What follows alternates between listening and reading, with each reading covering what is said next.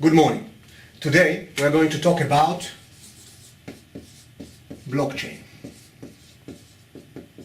The reason we are going to talk about that is that we need to create common language across business and technology about this issue. Albert Einstein once said that if you cannot explain it simply, you do not understand it well enough. The goal today is to explain it simply so everyone understands it well enough. Okay, so the first thing that we need to understand are two basic terms: Bitcoin and blockchain. Bitcoin is a digital coin. It's money which is digital. We are not going to talk about this Bitcoin at this talk. We are going to talk about blockchain. Blockchain is technology that enables moving digital coins or assets from one individual to another individual. It's very important to understand that Bitcoin is not blockchain. It is important to understand in our common language, because I heard that compliance people are saying, oh, we cannot talk about Bitcoin. Maybe because it has bad reputation, but about blockchain we should and can talk. Okay, so after we understood the basic terms of Bitcoin and blockchain, it's time to go into the problems that blockchain attempts to solve. And the problem is money transfer. I'm going to explain it at the conceptual level, and it's the same for Bitcoin. I'm going only to focus on the concept. I'm not going into the implementation details of how it is done in practice. The important thing is to keep in mind is as a concept only. So today, if a person A wants to move money or transfer money to a person B, let's say from Israel to Japan, this is typically done using a third trusted party. And it is typically works as follows. First of all, A say, I want to move transfer to B, and orders a third party to transfer money to B. The trusted party, because it is trusted, identify B in Japan, identifies the person and the bank account, and then move the money after taking some fee to the right account in Japan. This typically takes about 3 days or more, but it takes some time. What blockchain is attempting to solve is first to do the transfer money without the trusted entity at the middle, so people can actually talk with each other. Second, to do it faster than 3 days, actually immediately. And third, to do it cheaper than the fee that the third party collects. So let's dive into how blockchain addresses this money transfer problem. The first principle that we are going to talk, the first concept, is a concept of the open ledger. And I'm going to illustrate this concept using an example. Let's say that we have a network of 4 people that actually wants to move money from one another. And let's assume that at Genesis, at the moment of the inception of this network, A has $10 from the beginning. Now let's see the concept of the open ledger and how it is being implemented in blockchain. Let's say that A wants to move to B $5.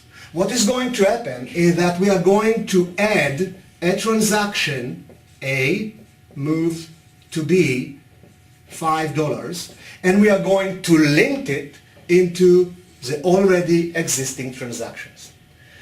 Then let's assume that B wants to move to D $3. So we are going to do the same. We are going to link another transaction into the ledger, into the chain that says B moves to D $3. Finally, if we want to move $1 from D to C, again, we will do the same process. D moves to C, $1 and we link it to the ledger, to the open ledger. Okay, so this is the concept of open ledger.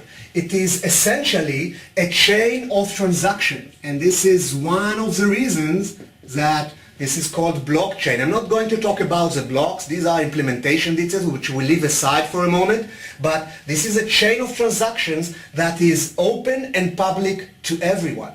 What it gives us is that everyone on the network can see where the money is, how much money each one has in its pocket, first, and second, everyone can decide whether a transaction is valid or not valid. For example, if A now attempts to move $15 to C, everyone on the network can immediately see that this is not a valid transaction because A started with 10, move out to B another 5, A does not have $15, and this transaction will not be added to the open ledger. This transaction will not be part of the chain. Now we can move to the second principle of blockchain. Look that we have a centralized place now that managing the ledger. But remember that blockchain goal is to get rid of the centralized place. So the second principle is a distributed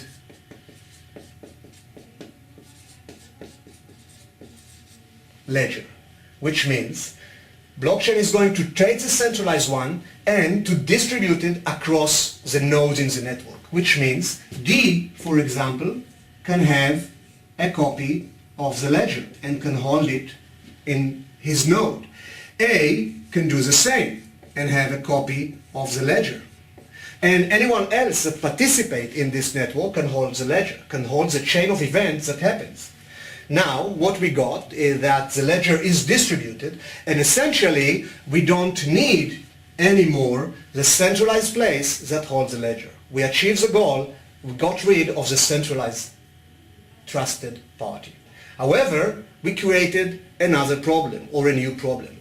Now, when there are various copies of the ledger in the network, we need to make sure that all these copies are synchronized and all the participants in the network see the same copy of the ledger, the same version of the ledger. And this leads to the third principle of blockchain, which is probably the most interesting one. We understood already that the ledger is open, everyone can see it. The ledger is distributed across various nodes. And now what we need to understand is how in this kind of distributed ledger, nodes understand and synchronize the ledger across themselves. We are going to do that using an example.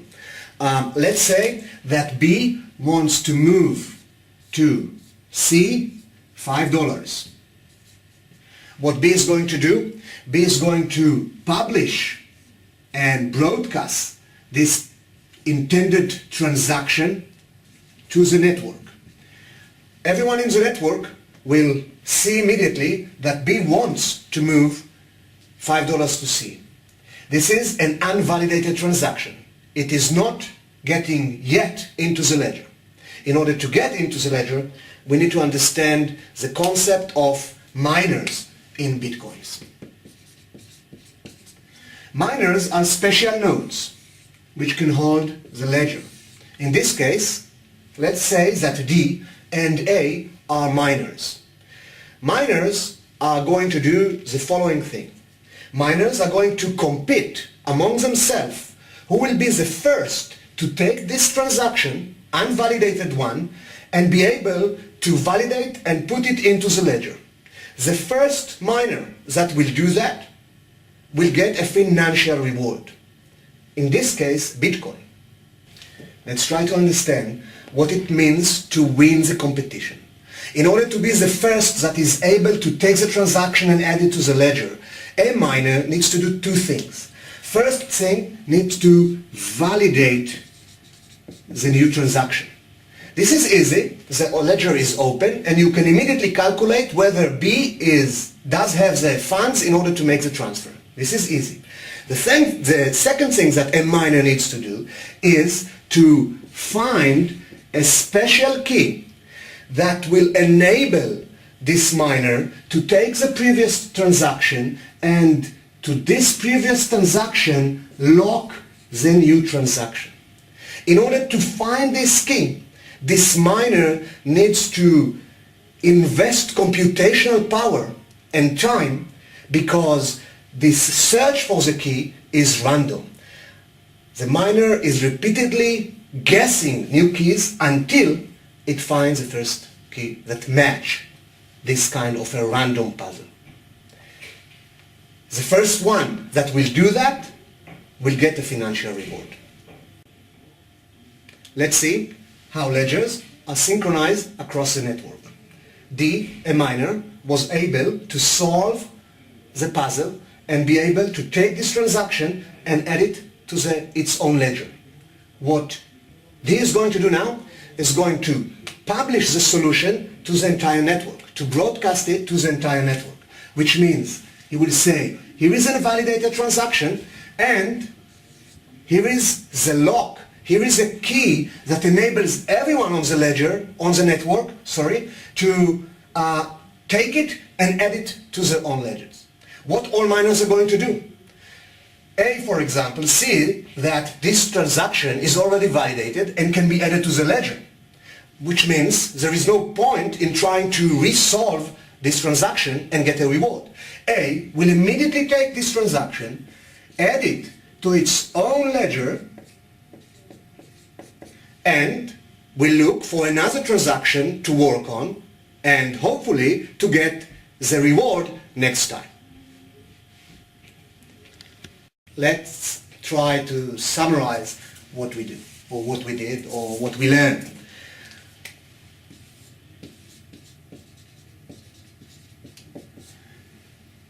We tried to explain how blockchain works. We learned that blockchain is not Bitcoin. These are two different things. We learned that blockchain is based on basic principles of the fact that the ledger is open and public, such that everyone can see and validate transactions. The fact that the ledger is distributed and essentially exists in many nodes on the network removes the dependency on third party.